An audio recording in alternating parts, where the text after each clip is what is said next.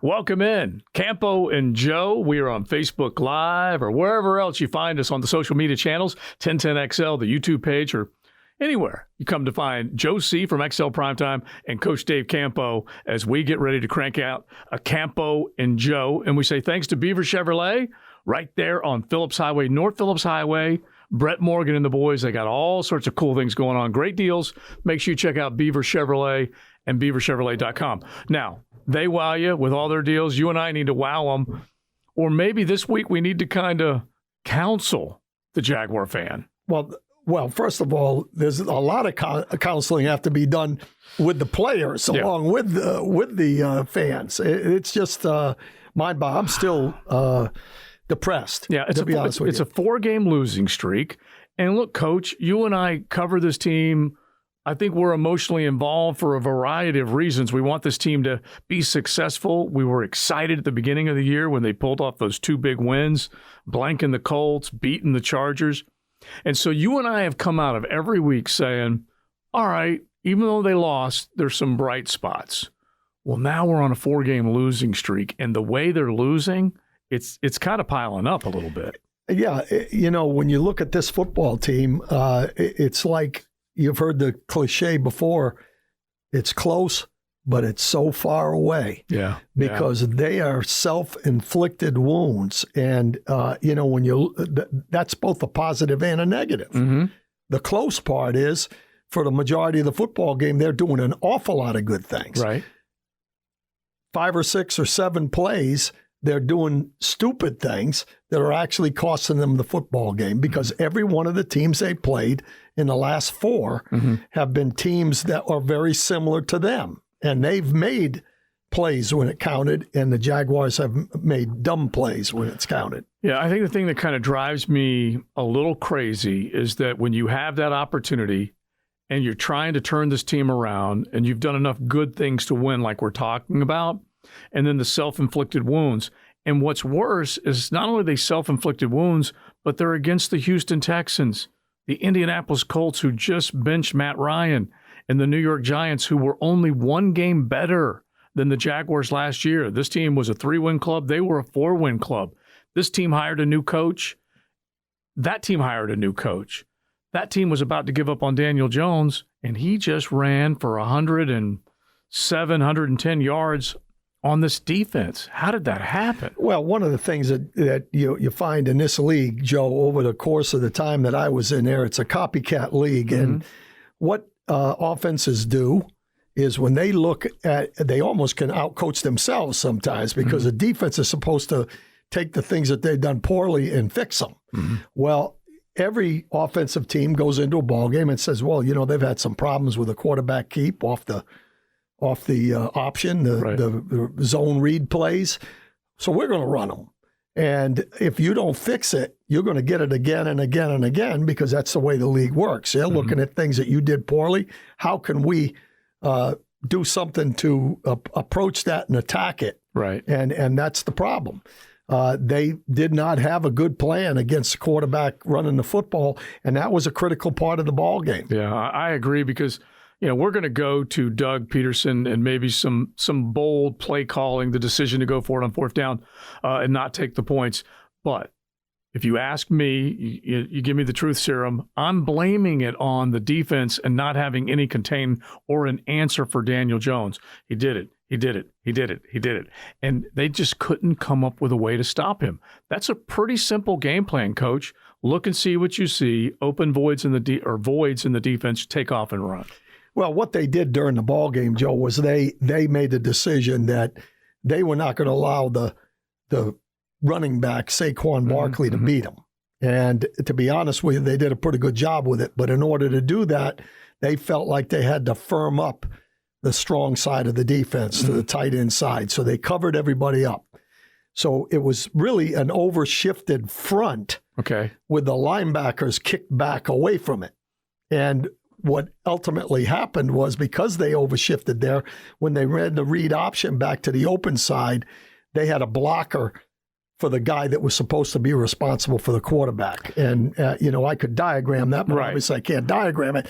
But I'm telling you, that's where they hurt us, was back to the weak side on the zone read game. And I'm sure Chief right now can take one of the plays and pop it in and at least let some fans see what you're describing. But this is a little bit of the media guy, a little bit of the fan coming out of me when you're watching this game live unfold and you're saying, and this is me attacking old defensive coordinator here. He could, he knows more about the game, forgot more about the game than I know. But I'm wondering why Mike Caldwell wouldn't have an answer, a spy for Danny Jones, something. I understand what you're saying about trying to make sure Saquon Barkley didn't get off. They held him to 18 yards on 9 carries in the first half, but then he busted loose in the second half. Meanwhile, Danny Jones, every single time the RPO was run, there was nobody containing on the outside. Yeah, and unfortunately, that really hurt us. Now, the spy doesn't do anything for that. What it does is one of the big plays in the game during the final drive that they scored to go up, he took off and ran on a blitz. Right. Well, we came with a blitz. Well, Aluakon, number 23, didn't stay in his gap. He came inside, and there was an open hole, and he took off, and that was a big play in the ball game. Yeah. Now, that could have been handled with a spy, but, the zone read game, you just have to have the teams. That's college football. Right. When I went to Kansas from Dallas and got involved in the Big 12, I was shocked at the beginning because you had to start playing the option again, which we hadn't seen in the NFL. Right. Now, all of a sudden, with the spread game and the zone read game and the RPO game, the quarterback keep is an integral part of it if you've got a quarterback. I don't think we use it enough, to be honest with you. I felt like, and I think we might have talked about this with one of our last Campo and Joe's, is that we knew, you and I knew they were going to try and run Danny Jones. We just didn't know how successful they were going to be. And we felt like Daniel Jones is a willing runner. Trevor needs to become more of a willing runner, and that will change the fortunes of this football team when he does do that. Well, the one thing that I like about Trevor is what he's done now is that he's starting to step up in the pocket a little bit more. I'm not talking about the zone read game. Right. I'm just talking about his ability to avoid getting sacked. He is stepping up. That I like. And there were a couple of opportunities where he could have run like Fields did last night. Yeah. But he still had his eyes down the field, and he made 2 or 3 throws, stepping up and about to run and making the throw that were, down the middle. So, it's a fine line there. You don't want your quarterback to have to run all the time like Fields, because they're not going to win a lot of games doing that. But I'd rather have what you just said, him looking down the field. And I think he's improving at that. That's an area that I think he has improved over the course of the year. Okay, now this is not a Trevor attack because he played a good ball game, and he's now played a couple of decent ball games. I was a little frustrated with the one fade throw at the end of the ball game, not the one to Kirk where they ended up a yard short, but the one before that. I want a little air underneath that. Give your receiver a chance to catch the football. That frustrated me just a little bit. Where he's having a problem is if a guy's wide open, okay, and there's nobody around him, he's pretty good. But when there's a guy close to the receiver, he tries to make the perfect throw all the time. And on the deep balls, you have to let the receiver dictate how the throw is going to go. Give him a chance. Lay the ball up in the air and let the receiver go get it. And that's what he's not doing. When you don't arc a ball, when you throw it on the line like he does, he's got a gun. It has to be a perfect throw.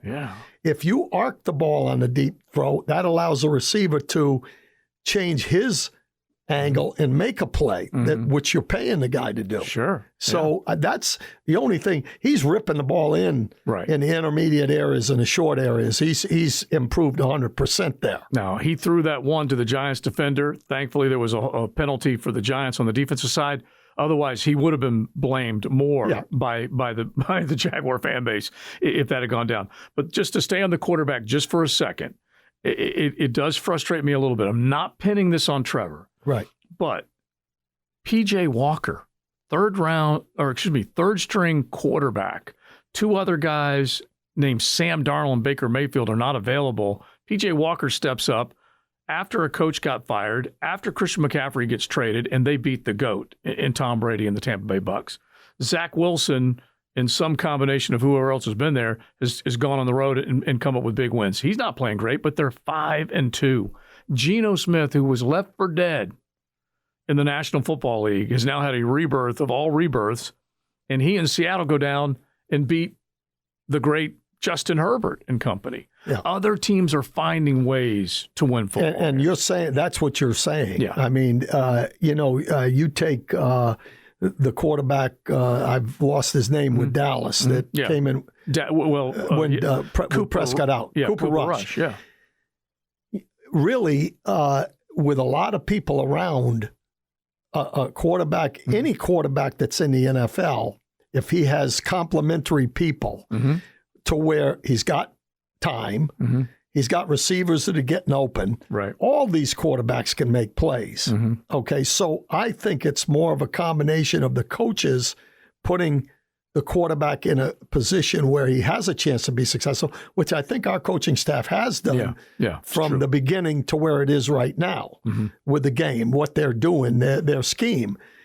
But it's really a combination of the guys they've got around them. Are they capable of making plays on their own? Right. And I'm still go by the mantra, it's not many great plays you make, it's how many bad ones you avoid. I think and you look at this football team, Joe, it's a disaster on making mistakes in critical situations. That the positive is they can be corrected. The negative is that they're not being corrected because there's some things happening every week. Yeah, I was going to look at the team rankings with penalties, and I'll see if I can pull it up. But to your point, and I've heard this throughout the week, teams have to learn how to win. And I'm saying to myself, the Giants, they didn't win anything over the last handful of years. They've been just as bad as Jacksonville's been. Yet Brian Dable walks in, and suddenly they've got this vibe, this feel. And they didn't have a lot of named players that came in, not named Saquon or Daniel Jones. They had 2 offensive linemen go down to injury. So there is something to a mindset, a mentality, a belief that you can win, which is basically what they're doing. They took over in the fourth quarter of this football game. And again, that's all part of it. It's momentum. It's all kinds of things. When we missed the 4th down play, that changed the momentum of the football game right there. Yeah. Well, if we'd have made it, it would have changed. It would have kept the momentum going. But that's what happens in a ball game. Now, I'm not going to ask you to hold up a sign that says I support Doug Peterson, but go to that 4th down decision. He's called a lot of 4th down plays. He hasn't been as successful as you'd like him to be. It's funny. I think in the wins, he converted more 4th downs. In the losses, he's not converted the 4th downs. But where do you come in on that? Well, not taking points and going for it. Well, you have to understand I'm old school. So, if you watched the game last night, which I'm sure you did, you saw Eberflus take points when he had the opportunity to take it. Well, he's old school. Chicago's new head coach. I mean, he's young, but he's from the old background. Right. Personally, I don't mind him having that mindset. I really don't. I think, that's something that if that's going to be your deal, it's up to your players to make you right. Okay. But at the same time, I'm old school. If you got a chance to get the game to a touchdown advantage at that point in the ball game, when it's a very competitive ball game on both sides and your defense is struggling a little bit, I would have taken the points just so that with time coming off the clock when the other team has the ball, even if they put a good drive together, unless they go for 2 and if they score a touchdown, you're at a tie ball game. Now the pressure's on them. Right. You make it a 7-point game. You get to kick it off. You're at the very least making them drive the length of the field or close to it, as opposed to you turn it over on downs and they've got 70 yards to cover instead of 80 or 85 yards. Yes. So it's a little frustrating. I love it when he's successful. I'm just like every other fan. You go for it, you get it, I'm happy. Yeah. You go for it, you don't, I'm not happy. And I felt like, he got a terrible spot from the refs. Yeah. I wish he would have challenged the spot. And then beyond that, take the points, make it a 7-point. Well, you know what's even more of a shame? If you really watch the 3rd down play. Yes. Okay. Yes. if Etienne had stayed with the puller, he'd be sitting in the end zone. But it's the mindset that he had to get 1 yard, so he turned it up in there, and it came up short. That's a good point. That's a good point. That's how close these games are. It's you can't make stupid penalties and stupid plays unless you're a lot better. The Dallas Cowboys many times lead the league in penalties, right? And they win 10 or 11 games because they got good players. Yeah. Well, another example is Pat Mahomes tied Trevor for the most picks, or maybe it was Matt Stafford, one of them for the most picks last year. Yep. But they kept making up for it. Every bad play. They got other firepower, but we don't have that. We've got to be absolutely on point. Yeah. And I've asked a number of times, different shows or whatever, about what does a coach do in that situation. Right. Well, first of all, he goes in, and in this situation, because you're so close, you hit the positive. But when you hit the negative now, they've got to hear that over and over and over again. Right. And they've got to go to the leaders of the team and say, guys, you got this, enough is enough. Here's the 6 or 7 plays that are making a difference in the football game. We're not making them. The other team is. That's why they're winning. So you're saying players need to police themselves? Absolutely. The leaders of the team ought to go in there and say, hey, guys, this is unacceptable. And look, Leon on XL Primetime has made the point to us. We always laugh. He says, look, if you continue to do what you're doing, this is player to player as he's describing it, if you continue to do what you're doing and you're costing us ball games, you will get leaped on. Now, remember, he's old school too now. You have to remember that. Yeah, and you know what leaped on means. Here's what's happened, though. Here's the conundrum that this team has. The very first situation that we had a chance to intercept the ball, we went off sides. Yeah, that was the Aluakon that cost the Devin Lloyd pick. Yeah. Yeah. Or no, Josh Allen, excuse me. Yeah, Josh Allen. Yeah. He's one of the guys that you have in your leadership deal. So it's hard to go in and say, hey, you need to do this when you're not doing it yourself. True. So that's true. I'll tell you, that's why I'm so depressed, because I think that somehow that has to be cleaned up, and how you do it is going to be the key in my mind. All right, so let's go back to one other thing you just said. Campo and Joe were brought to you by Beaver Chevrolet. We say thanks to the folks at Beaver Chevrolet. You'll love them if you're shopping for a brand new SUV, pickup, beautiful sedan, economy car. Just check them out, beaverchevrolet.com. One thing you said was that Travis Etienne was trying to get a yard, and he didn't pick the right hole to hit, and he gets stopped short. James Robinson might have been able to get that yard. Now, James Robinson is gone, out the door, shipped to New York. So let's spend a minute on this. This was a decision that came down early in the week, late Monday night. And people, I think a lot of Jaguar fans were either ticked off, shocked, or, whatever. Are they already mailing it in? You can come up with a handful of different reasons why this happened, but I think most of Jaguar fan base out there is pretty shocked by James Robinson being shipped up to New York. Well, I was just as shocked as everybody because not very many football teams that are 2-5 are, and I don't think they're tanking. I hope Believe not. me, there's no doubt in my mind. We're not, because we're too close. Yeah. To winning games, Right. and winning games is how you build. Right. Okay, so, but I was kind of shocked that, not many teams that aren't very good can give up one of their better players. And I think when you're talking about James Robinson, he's proven that he's one of the better players on the football team day in and day out. Now, do I think that he's a little different coming off the injury? Yes, I do. I went back and watched last week's game, and when he carried the ball, and he's not running exactly the same as he did. So you don't prior. think he has that burst? Because he came, you have to give him credit, an Achilles tendon rupture December 26th. Right. Came back and was ready for opening day, game day ready for opening day. Yeah. But I don't think already he might have a little wear and tear. Yeah, I don't think you're going to know really who James Robinson is until next year, to be honest with you, because it looked like he was running a little more flat-footed. He wasn't really getting up on his toes and exploding. He is tied for the most less than 3-yard runs by a back this year. So, when you look at it from that standpoint, I'm not sure he would have made it. I just think that, Jermichael Hasty now gets to step in. Yeah. Now you got a guy that's, I think the philosophy of Doug Peterson, he's not a big back guy. Right. He's a throw the ball. I don't like to use the term riverboat gambler because that's a negative term, but I'll use it from a standpoint of being aggressive.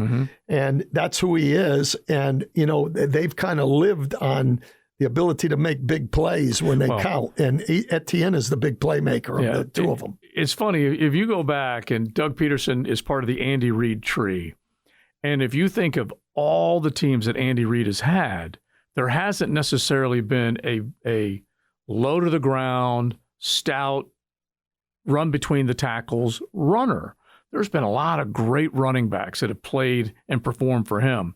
And then you go to the Doug Peterson part of this up in Philadelphia, same thing. You can go down the line with guys that he had. None of them were real in between the tackles, battering ram guys.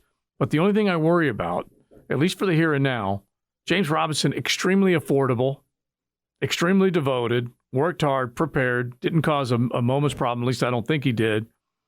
And now you have Travis Etienne with an uptick in carries, and he is going to have to hit it between the tackles. He's less than 220 pounds. I just don't want to see this wonderful talent get beaten up, I guess. Yeah. Is what I'm thinking. And here's what I would say to that. I don't think he's going to get any more carries than he's been getting. So you think Jermichael Hasty's getting that? There's going to be somebody else getting a few carries, but then he's not going to run the ball 25 or 30 times in a ball game. That's not his style. That's not talking about Doug Peterson's style. Yeah, I agree with you. He's going to be involved in maybe 16, 17, 18 carries, 5 pass receptions, right? A couple screens here or there. That's who Etienne is, and he's a guy that can put the ball in the end zone. So again, I don't know that that's the reason. Right. In the back of my mind, it's that they've taken a look at him, and he's got a little knee situation, and he's very possible. He's not running exactly the same as he ran before. And in the long term, he's not going to be the guy we're going to roll with. Right. We've got a team in need that's willing to give us something. And I don't like it when people say that you don't get anything out of 6th and 5th round draft picks, because you can get something out of a 6th and 5th round draft pick. You can. But Trent Baalke's resume hasn't done it, but it can be done. I've been there. It's a simple saying, the race is not always won by the swiftest, but that's the way to bet. Right. And you could go to way back when with some of the draft successful people in the league that would look at bigger, faster, stronger. You draft these guys early, you're going to be more successful with them than you'll have a late draft fine, but you just won't have that. Who had the defensive player of the week this past week was Jay Tufele. Yeah, okay, and that was a 4th rounder. That's a 4th round pick. I don't know why we let him go, but we did, and we'll see if that continues. Yeah, Duval gave up on Jay Tufele, a guy that Coach knew well at Southern Cal for sure. It was a 4th round pick. All right, so let's finish up on a couple of things, because the one thing, if we are going to put a little conspiracy theory, X-Files, cue the music, if they felt like James Robinson was close to another injury because he came back too fast, as sad as this is for a Jaguar fan to hear, this is reality in an NFL world. You've got to look ahead. And if they felt like, I don't know, knee swelling, he just doesn't have the burst that coach was looking for, and they're fearing an injury, you can't trade an injured player. He won't pass a physical. But if you can do that beforehand to a team that's in need, because New York lost Breece Hall to an ACL, possible. Well, to me, that's it. I mean, if you're just asking my opinion, that's it. And when you get a situation like to where it just happens that they need him and they're willing to take a gamble on a possible damaged goods, then that's why they did it. Right. Now, whether it's right, wrong, you believe it's right or not, I want to win every game. Yeah. So as a coach, sometimes I would say, don't give the guy up. We may need him. Right. General managers don't go on emotion; they go on what's going forward. So it was probably a pretty good decision by Trent Baalke, but I think the combination of the two of them, because of the way Doug is with his philosophy, it might have worked. It worked that out way. okay. So we're going to keep an eye on that one. File that under. Let's keep an eye on that one. Right. I don't root for the Jets, but Ed the Fireman, one of my favorite figures in fandom, he'll be rooting for James Robinson, and James Robinson is a good individual. Oh, I'm rooting for the guy. A good human being. You know, he's already proven that he's number one. He's tough. Number two, he's really a competitor. So, I'm hopeful that I know he would have been a good one for this community. Yeah. So, again, it's business, unfortunately. Yeah. Unfortunately. All right, so let's finish out with this, Coach. As we wrap up Campo and Joe, looking ahead, you've got the Denver Broncos, Russell Wilson coming off a hamstring injury. They go to London. That's not a good football team. This Jaguar team right now does not look like a good football team. This team's found new ways to lose with penalties and mistakes. They need to beat the Denver Broncos. Yeah, they could have beaten Houston. They could have beaten Indy. They could have beaten the New York Giants. They better beat the Denver Broncos. Yeah, I think if they don't, then it could be a long haul. Yeah. And the way I look at the ball game is right now I feel better about our offensive progression than I do our defensive progression to this point. And so, the strength of the Denver Broncos is their defense. Yeah. So I think our offense has a chance to fare better. Right. With, to at least attack them a little bit. But I think our defense should kick up a notch against their offense. And heck, Russell Wilson's not the same guy.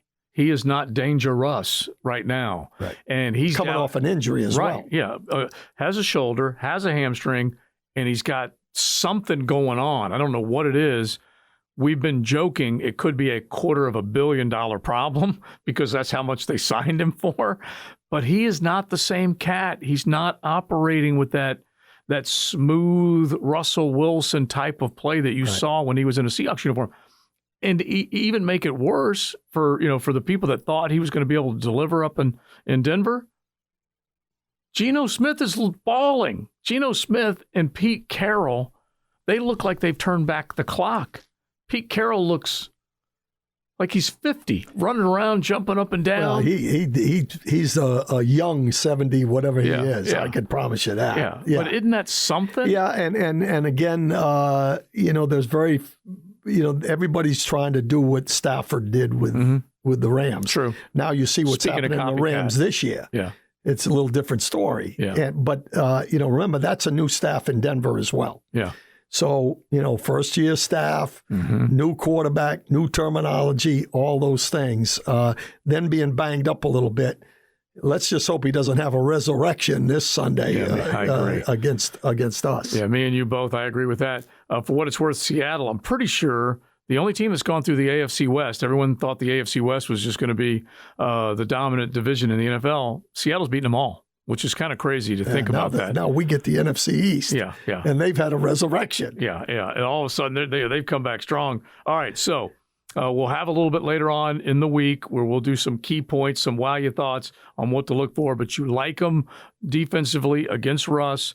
And then when you think about offensively that this team has been able to score points, they need to get out of the box quickly, though. Right. Get up on this Denver Bronco team. Right. One of the problems we've had offensively is we've done such a good job of dinking and dunking and running the ball and putting together 10, 11, 12 play, 15 play drives that it limits the number of opportunities we have. Right. And if you're not perfect and put it in the end zone, you're not going to score the big points. All of a sudden now we're at 17 or whatever, and we need to get some big plays in the offense. And I think, Etienne is going to be a bigger part in that. Yeah, it was 310 yards in the air, 140 plus on the ground. So you're right around 450 yards. But no points. Yeah, you got to score points. All right, now we're going to hopefully score with you by recommending Beaver Chevrolet. And we appreciate them for supporting Campo and Joe. So they'll wow you with all of their salespeople, service people, the price, the selection. You'll get it all.